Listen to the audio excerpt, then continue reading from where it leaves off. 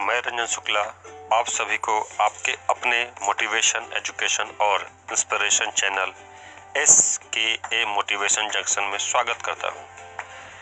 आज आपको बहुत ही ज़बरदस्त जानकारी मिलने वाली है दोस्तों, जिसका एक एक शब्द बहुत ही कीमती है, इसलिए वीडियो को अंत तक देखें। पसंद आए तो आपको पता है कि आपको क्या करना है, बस लाइक, सब्सक्राइब और हर नई वीडियो आप तक सबसे पहले पहुंचे, इसलिए बेल आइकन को दबाना ना भूलें।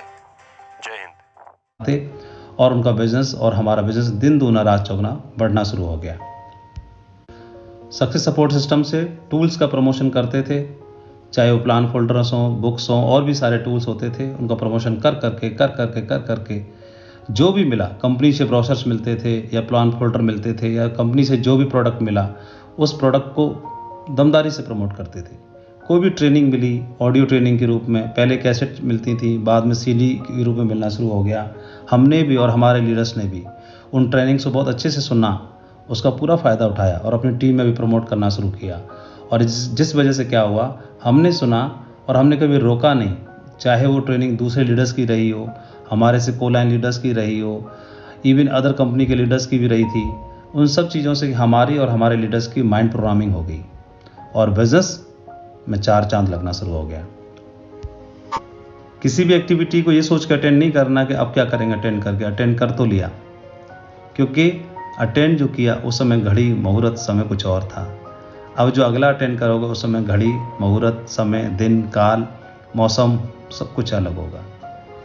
और हमें क्या पता किस मौसम में, किस समय में, किस काल में, किस ग्रह के समय पर, किस घड़ी में हमारे जीवन में यूटर्न आने वाला हो। क्योंकि मैंने तो अटेंड कर लिया, लेकिन मैं जाऊंगा तो इसका भी डुप्लीकेशन होगा। सिस्टम इसके बारे में बताता है। और हमारा कौन लीडर कब जाग जाएगा कुछ कह नहीं सकते। आपने जरूर सुना होगा, महसूस किया होगा, किसी भी लीडर से पूछेंगे आप डायरेक्ट सेलिंग इंडस्ट्री के अंदर, आप 1000 लीडर्स से मिलना, 1000 से पूछना कि आपने इस बिजनेस को करने का दृढ़ निश्चय कब और कहाँ लिया, तो हर लीडर की जुबान से एक ही वाक्य निकलेगा, किसी में एक फंक्शन में गया था, एक बड़े प्रोग्राम को मैंने अटेंड किया और वहाँ जा कर के मेरा दिमाग हिल गया और वहाँ पर जा कर के मैंने मुट्ठी बांधी और एक दृढ़ संकल्प किया। ऐसा आप लोगों को भी अनुभव हुआ होगा जरूर। कई बार ऐसा होगा कि आपकी लोकल लेवल की कोई मीटिंग हो रही होगी, एक्टिविटी हो रही होगी, उसी लेवल पर, कंपनी लेवल पर या सिस्टम के लेवल पर या हमारी टीम के लेवल पर, अपलाइन के लेवल पर कोई एक्टिविटी हो रही होगी, तो किसे महत्व दें, कैसे करें। तो अपलाइन ने समझाया कि इसमें सोचना नहीं है। आपकी सेम डेट में, सेम वीक में कोई एक्टिविटी है, आपकी लोकल लेवल पर है, और उसी डेट में कोई एक्टिविटी ऊपर लेवल पर है, तो सबसे पहले हमें महत्व देना है कंपनी लेवल पर किसी एक्टिविटी को। तो कंपनी इज़ फर्स्ट हमारे लिए। तो सबसे पहले कंपनी के लेवल पर कोई एक्टिविटी होती है तो हमें उसे प्राथमिकता देनी है। उसके बाद सिस्टम के लेवल पर कोई एक्टिविटी होती है तो उसको हमें टॉप प्रायोरिटी भी देनी है। उसके बाद कोई हमारी टीम के लेवल पर कोई एक्टिविटी होती है तो उसको प्राथमिकता देनी है। उसके बाद में फिर मेरे लेवल पर, जहाँ से मेरी आईडी शुरू होती है, उसके लेवल पर या मेरी टीम के लेवल पर कोई एक्टिविटी होती है, वो तो है ही है। जो भी टॉप करना चाहते हैं उनके लिए यही सीक्रेट है, यही मंत्र है कि दमदारी से प्रमोशन करना है। कितना करना है? दूसरों से एक ज़्यादा, दूसरों से एक ज़्यादा। एक जंगल में 2 दोस्त ट्रैवल कर रहे थे, होके जा रहे थे, शेर की आवाज़ सुनाई दी। उनमें से एक क्या करने लगा, अपने जूते के फीते टाइट करने लगा। दूसरा बोला, जूते के फीते तो ऐसे बांध रहे हो जैसे शेर से आगे दौड़ोगे। दोस्त बोला, शेर से आगे नहीं दौड़ूंगा, तुमसे 2 कदम आगे दौड़ूंगा, इसलिए जूते टाइट कर रहा हूँ। इस बिजनेस में आपको भी दूसरों से 1 कदम आगे दौड़ना है, शेर से आगे नहीं। इसके लिए क्या करना है, कितना प्रमोशन करना है? दूसरों से एक ज़्यादा और एक बार और ज़्यादा।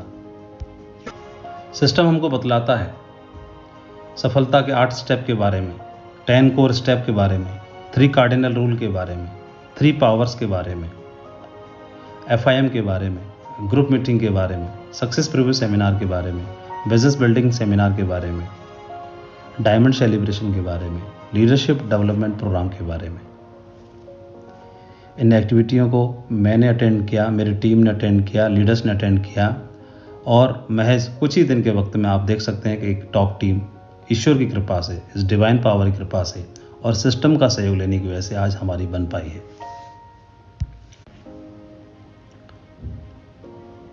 कहते हैं कि अंडे को बाहर से तोड़ें तो आमलेट बनता है, और जब वो अंदर से स्वतः ही टूटता है तो एक जीवन का उदय होता है।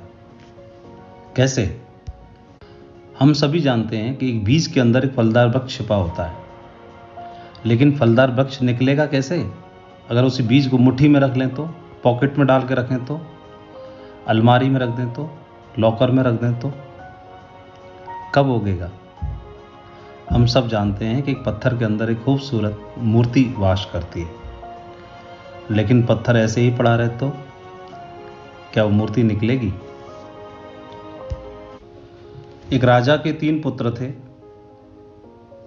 और राजा तीनों पुत्रों का ज्ञान चेक करने के लिए इस मकसद से क्या हुआ, एक तीर्थ यात्रा पर जाने लगा, और तीनों पुत्रों को कुछ फूलों के बीज थमाए और बोला कि मेरे लौटने तक ये सारे के सारे बीज मुझे सुरक्षित चाहिए वापस। ऐसा बोल करके राजा तीर्थ यात्रा पर चले गए।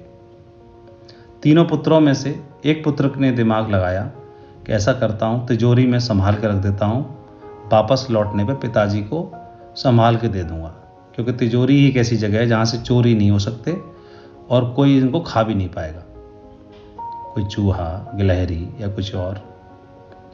पहले ने तिजोरी में बंद कर दिए।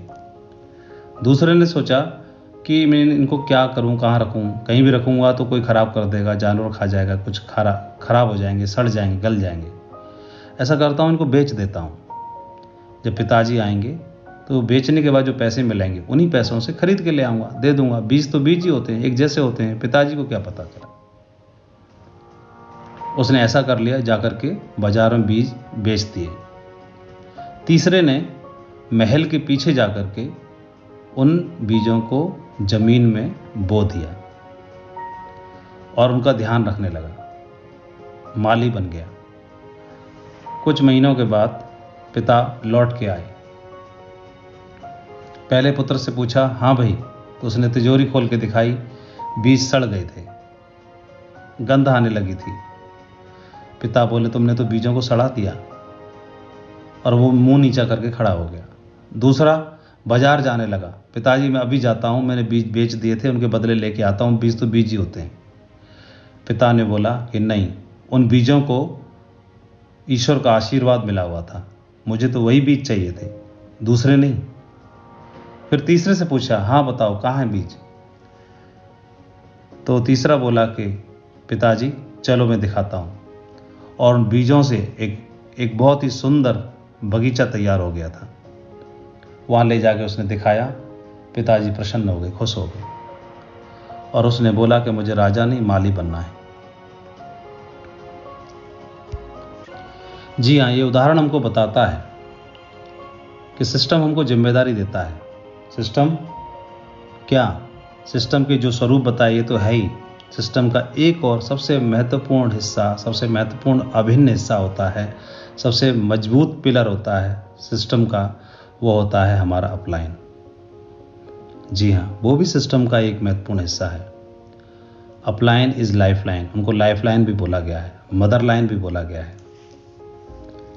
तो जब भी कोई जिम्मेदारी मिले तो राजा यानी अपलाइन के द्वारा हमको, तो हमें इस तरह से उस जिम्मेदारी को संभालना है कि जो जिम्मेदारी मिली उसको कई गुना मल्टीप्लाई कर करके और अपनी अपलाइन का स्वाभिमान बढ़ाना है।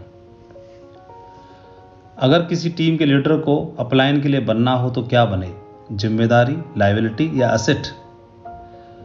तो किसी ने खूब कहा है, बनो तो ऐसे बनो ल्यूपिन जंगली फूल की तरह। ऑस्ट्रेलिया के जंगलों में एक ल्यूपिन नाम का फूल उगता है, जंगली फूल। उस फूल की खूबी ये होती है कि जिस जमीन में उगता है उस जमीन को उपजाऊ बना देता है, और सभी प्राउड और फख्र फील करते हैं। तो जिस जमीन में उगो उस जमीन को उपजाऊ बना दो। जिस टीम में जन्मो उस टीम को फख्र वाली टीम बना दो। जिस घर में जन्मो उस घर का कल्याण कर दो। जिस टीम में आओ वो टीम को चमका दो। जंगली फूल ल्यूपिन की तरह। तो ल्यूपिन की तरह एक्टिव, इफेक्टिव और सेलेक्टिव बन जाओ। ऐसे लीडर बनना है, अपनी अपलाइन के लिए धरोहर भी बनना है और खुद भी अपलाइन के रूप में बनना है, क्योंकि हम भी तो अपलाइन हैं। एक राजा का सूरदास मंत्री था जिसको दिखाई नहीं देता था। राजा उस पर बड़ा भरोसा करता, बड़ा ही विद्वान था, बुद्धिमान था। राजा की नज़रों में उसका बड़ा सम्मान था।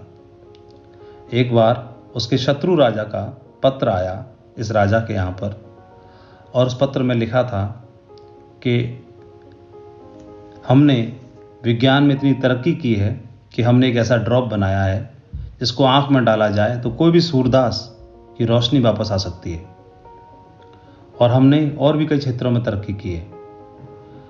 अगर आपको सबूत लेना है तो 2 बूंद हम इस पत्र के साथ भेज रहे हैं, किसी भी सूरदास की आंखों में डाल के देख लो, उसकी रोशनी वापस आ जाएगी, और हमारी ताकत बहुत कई गुना ज़्यादा हो चुकी है। चुपचाप सरेंडर कर दो और हमारे अधीन हो जाओ। राजा ने पत्र पढ़ा और अपने सूरदास मंत्री को ये बात बताई।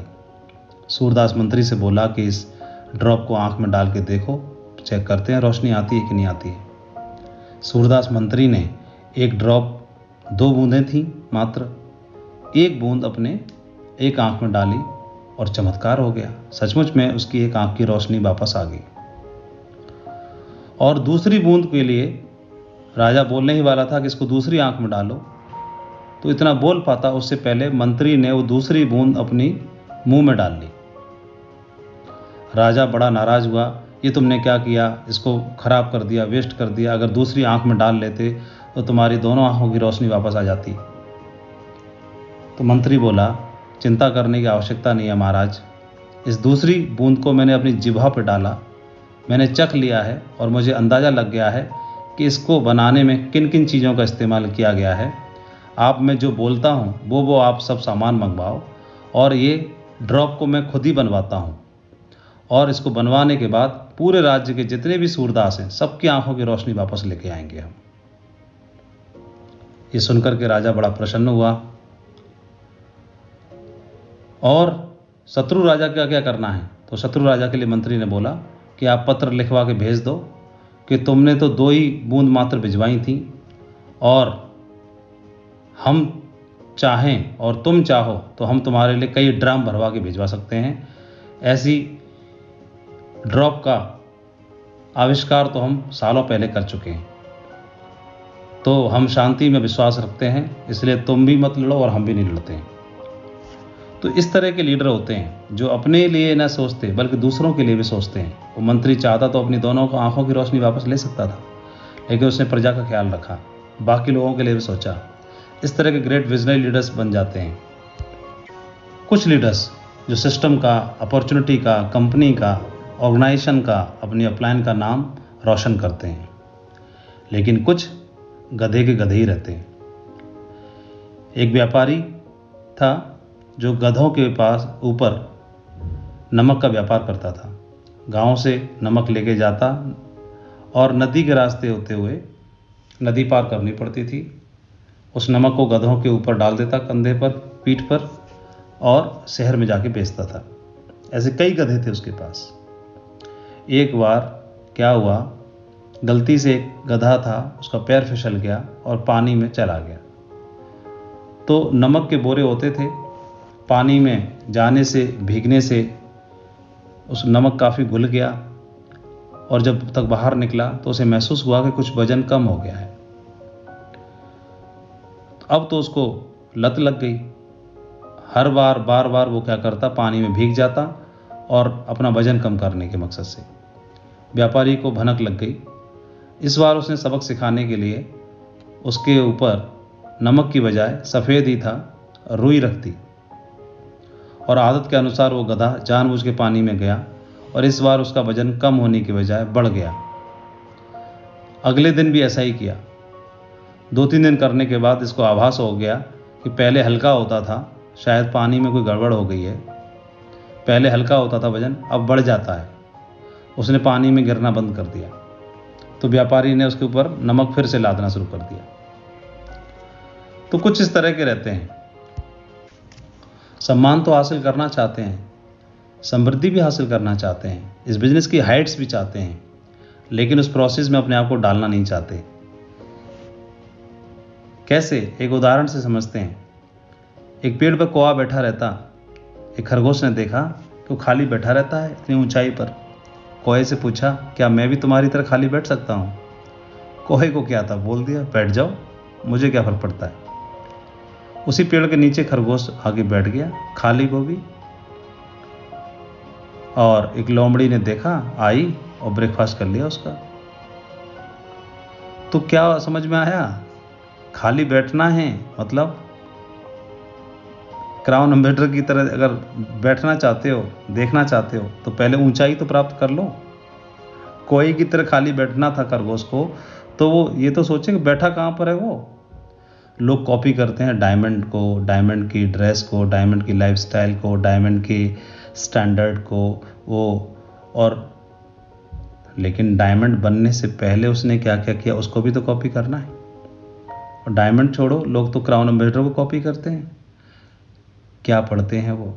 लेकिन ये सोचो ना, जब ज्वाइन थे आपके लेवल पे तब क्या पढ़ते थे, क्या पहनते हैं वो? जब आपके लेवल पे तब क्या पहनते थे, किस में ट्रैवल करते हैं, तब किस में करते थे? कॉपी करना है तो पूरा करना है। पीरू नाम का एक पक्षी था, बैल से बातें कर रहा था। इच्छा जताई कि मैं पेड़ की सबसे ऊंची डाली पर बैठना चाहता हूँ, ये मेरी इच्छा है, लेकिन क्या करूँ? उफ, मेरे पास इतनी ताकत नहीं है मेरे पंखों में, मैं उड़ के उतना ऊपर नहीं पहुँच सकता। बैल मित्र था। बैल ने बोला कि एक काम करो, मेरे गोबर में अनाज के दाने हैं और मैंने सुना है उस अनाज के दानों में बहुत ही पोषक तत्व होते हैं, बहुत ताकत होती है। तुम वहाँ गोबर पे चले जाओ, उससे ताकत मिलेगी, तुम उड़ पाओगे। वो सचमुच में गोबर पे जाके बैठ गया और उसको महसूस हुआ उसकी ताकत थोड़ी बढ़ गई है। तो अगले दिन पहली शाखा पे जाके बैठ गया, अगले दिन गया, दूसरे दिन दूसरी शाखा पे जाके बैठ गया, और ऐसे 15 दिन के प्रयास के बाद वो सबसे ऊंची शाखा पे जाके बैठ गया। और जिस दिन सबसे ऊंची शाखा पे बैठा था, किसान ने उसको देख लिया, गोली मारी, वो भून के खा गया। तो इससे क्या समझ में आता है कि निम्न स्तर की चीजें ऊंचाई पर पहुंचा तो देंगी, लेकिन हमेशा बिठा के नहीं रख सकती। जो लोग सिस्टम की बातों को फॉलो करके, अपलाइन के साथ जोड़ी बना करके, सिस्टम की प्रोसेस को समझ के, अपने आप को ढाल के, अपने आप को योद्धा की तरह तैयार करते हैं, उन लोगों की सफलता बाई चांस नहीं, बाई चॉइस होती है। वो डिज़र्व करते हैं हर उस सम्मान के लिए, वो डिज़र्व करते हैं हर उस अचीवमेंट के लिए जो कोई भी हासिल करना चाहता है। वो डिज़र्व करते हैं हर उस प्रीमियम कार के लिए जो लोगों का ड्रीम होता है। वो डिज़र्व करते हैं हर उस ताज के लिए, डायमंड से लेकर क्राउन एम्बेसडर तक का, जिसके लिए हर कोई सपना देखता है। वो डिज़र्व करते हैं लंदन से लेके, अमेरिका से लेके, वर्ल्ड टूर से लेके स्टार क्रूज की ट्रिप तक, जिसके लिए हर कोई सपना देखता है। तो वो हर चीज़ के लिए डिज़र्व करते हैं। डायमंड की पहचान होती है उसका कलर, उसकी क्लैरिटी, उसकी कटिंग और उसके कैरेट। जो हीरा होता है, डायमंड होता है, उसकी पहचान होती है कलर, क्लैरिटी, कटिंग और कैरेट, 4 C। और यही शेप्स ऑफ के डायमंड की पहचान होती है C। उसकी भी 4 C होती हैं, करेज, क्रेडिटिबिलिटी, करंट और चैरिटी। साहस, विश्वसनीयता, प्रवाह और उदारता। ये लोग इतिहास का हिस्सा नहीं बनते, स्वयं इतिहास रचते हैं, इतिहास बनाते हैं। इस बिजनेस में डायमंड बनते हैं, रोल मॉडल बनते हैं, दूसरों के लिए इंस्पिरेशन बनते हैं और पुण्य कमाते हैं। अपने परिवार की आर्थिक स्थिति को सुधारने के लिए आते हैं, सम्मान के लिए आते हैं, अपने जिंदगी को खुल के जीने के लिए आते हैं। लेकिन सचमुच में वो क्या करते हैं, वो दूसरों की ज़िंदगी को आगे बढ़ाने के लिए भी कंट्रीब्यूट कर देते हैं। ऐसे हजारों उदाहरण हैं जो आज इंस्पिरेशन बने हुए हैं हमारे ही बिजनेस में, इसी डायरेक्ट सेलिंग बिजनेस में। हमारे ग्रेट मेंटर से लेकर के और हमारे टॉप लीडर्स तक। आज टीम में, रॉयल ड्रीमर्स टीम में 300 डायमंड्स हैं, एक से एक दमदार, एक से एक वर्ल्ड क्लास टीम के लीडर्स हैं। मुझे बहुत ही प्राउड फील होता है अपने अपलाइनों के साथ काम करते हुए, सिस्टम के साथ में काम करते हुए और मेरे टीम के दमदार लीडर्स के साथ काम करते हुए। किसी भी लीडर के बारे में बात करता हूँ तो मेरे रोम रोम खड़े हो जाते हैं। मेरी टीम के सभी वीनस, सभी मरकरी, सभी डायमंड्स, सभी double diamond, triple diamond, crown ambassadors, even silver से लेके और डायमंड तक सभी लीडर्स एक से एक अद्भुत हैं। प्राउड फील होता है मुझे, तो मैं धन्यवाद देता हूँ उस डिवाइन एनर्जी का और क्रेडिट देता हूँ इस अपॉर्चुनिटी को, सिस्टम को, अपलाइनों को और आप सभी ग्रेट लीडर्स को। ऐसा बोला गया है, every great achiever is inspired by a great mentor. तो किसी एक ग्रेट मेंटर के साथ में जोड़ी जरूर बनानी है। उसको सेलेक्ट करते समय, उनका चुनाव करते समय वो सेलेक्टिव हो, वो इफेक्टिव हो, वो एक्टिव हो। A mentor is someone who see more talent and ability within you than you see in yourself and help bring it out of you। एक ऐसा व्यक्ति, एक ऐसा ग्रेट मेंटर वो होता है जो आपकी काबिलियत को आपसे पहले आपके अंदर देख लेता है और उस काबिलियत को आपके अंदर से बाहर निकालने में आपकी मदद करता है। साथियों, मुझे पूरा भरोसा है आप किसी न किसी लीडर के साथ जोड़ी बनाएंगे और जोड़ी बना के काम कर भी रहे हैं। ऊपर भी जोड़ी और नीचे भी जोड़ी, आप एक ब्रिज का काम करना है, तालमेल बना के काम करना है, शानदार बेस्ट अपना देना है, अपना दी बेस्ट देना है। परमात्मा तो अपना दी बेस्ट देगा ही, वो हमारे लिए जो दी बेस्ट होगा वो हमको देगा। हमको अपना दी बेस्ट देना है। सिस्टम के महत्व को समझकर अपनी स्पीड को बढ़ाना है, क्योंकि सिस्टम की स्पीड से यानी एरोप्लेन की वजह से हम 1000 किलोमीटर पर रफ्तार से दौड़ सकते हैं, पर हावर की रफ्तार से। ये सिस्टम भी हमको उसी रफ्तार से दौड़ा सकता है इस बिजनेस के अंदर। मेरी ओर से ढेर सारी शुभकामनाएं उज्जवल भविष्य के लिए। आपके डायमंडशिप से लेकर के क्राउन एम्बेसडर तक के अचीवमेंट्स के लिए मैं आपको ढेर सारी शुभकामनाएं देना चाहता हूं। Thank you very much. जय हिंद।